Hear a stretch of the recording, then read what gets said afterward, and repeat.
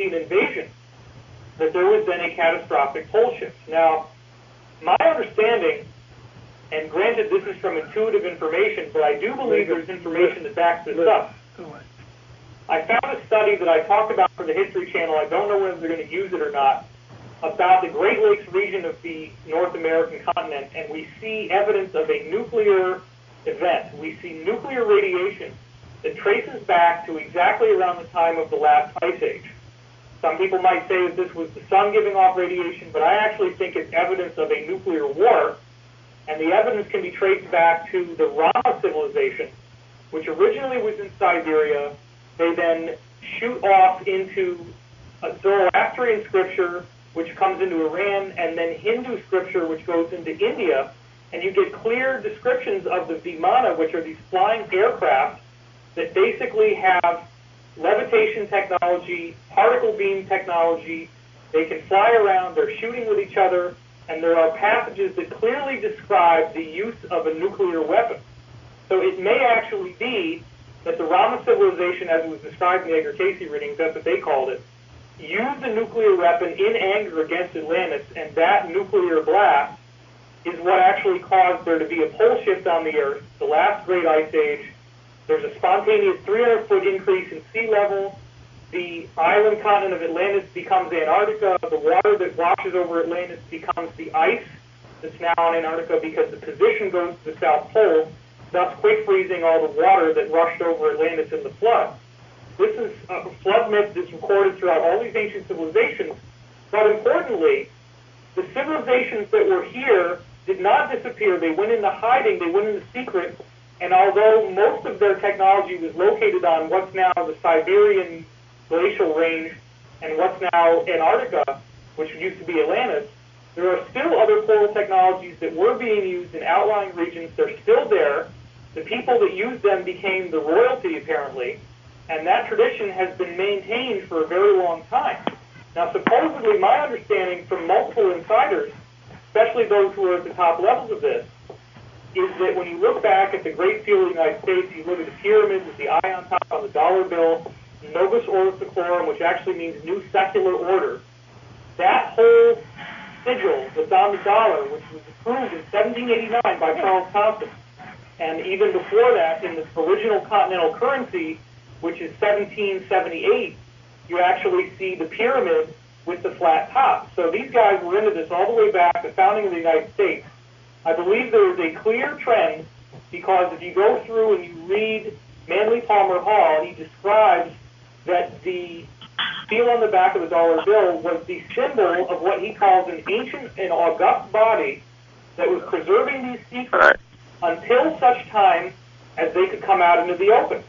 So many people have speculated on the 1776, the bottom of the pyramid, the fact that there's 13 courses that go up, and the fact that when the Spanish conquistadors went to Central America, they were actually using a calendar that involves a 13 Katun cycle.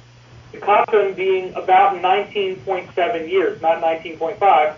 Okay, That Katun cycle, if you actually count those Katuns from 1776 up to the top of the pyramid, 13 Katuns, it happens to add right up. Okay, hello. What, David, I'm sorry.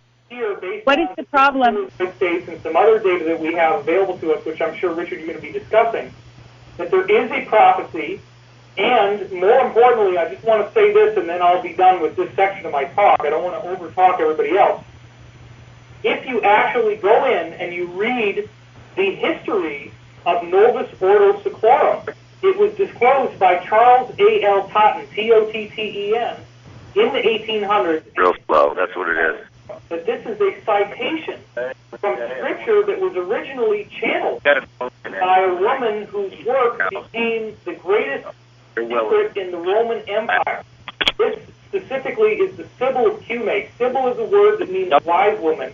Sibyl of Cumae became renowned for her incredibly accurate prophecies that she wrote on oak leaves and kept at the entrance to this cave. There has been much speculation that the volcanic gases inside the cave have a psychoactive chemical in them called ethylene, which actually allowed her to go into some sort of psychedelic trance state where she was apparently able to download very accurate information that was prophetically correct.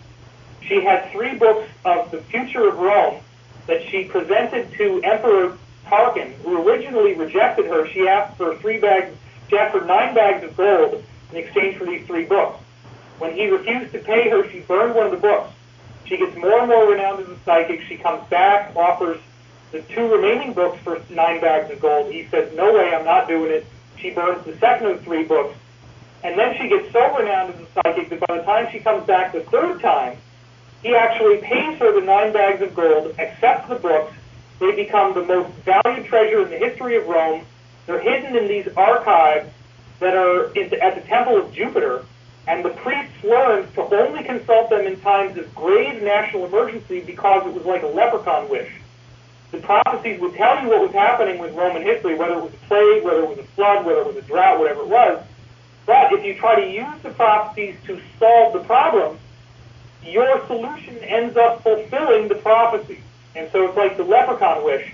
And in that sense, they thought it was very dangerous and they had to stay away from it. Now, last thing I want to say on this is that the prophet and poet Virgil copied over these Sibylline mystery texts and then wrote them into his eclogue, specifically the 5th eclogue of Virgil, I believe it is, either the 5th or the 2nd, has the actual data from the Sibylline oracle in it.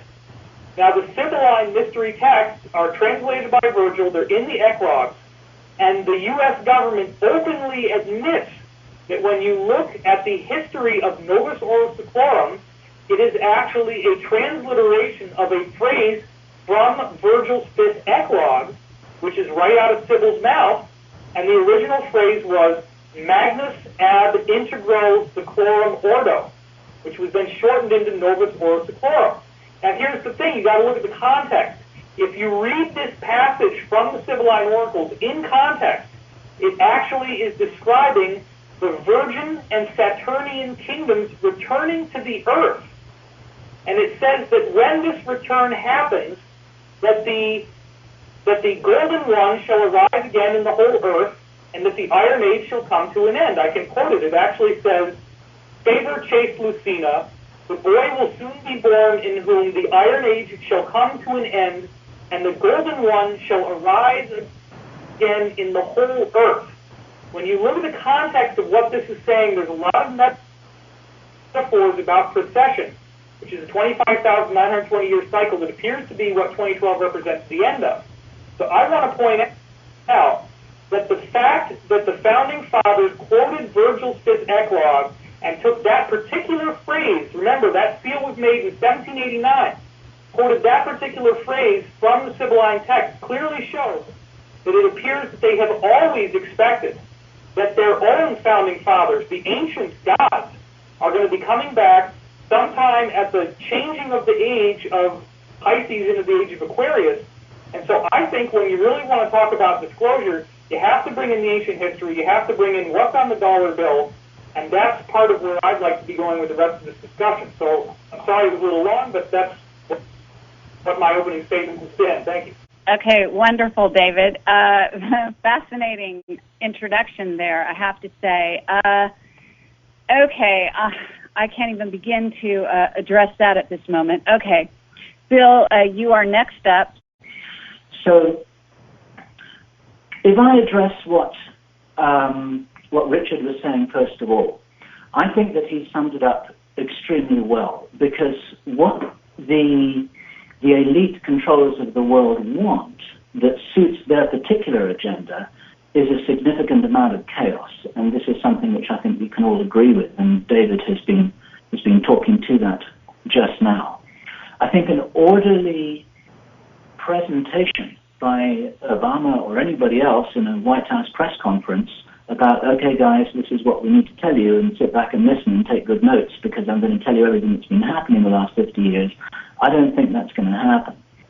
I think that what is more likely to happen at this stage, and I have changed my view about this, is that there's likely to be some kind of an incident or some kind of an event that causes people to become triggered into reactive mode that makes them easier to control. There could be mass sightings, there could be scares, there could be a false flag event, there could be something that immediately puts people into a degree of shock about the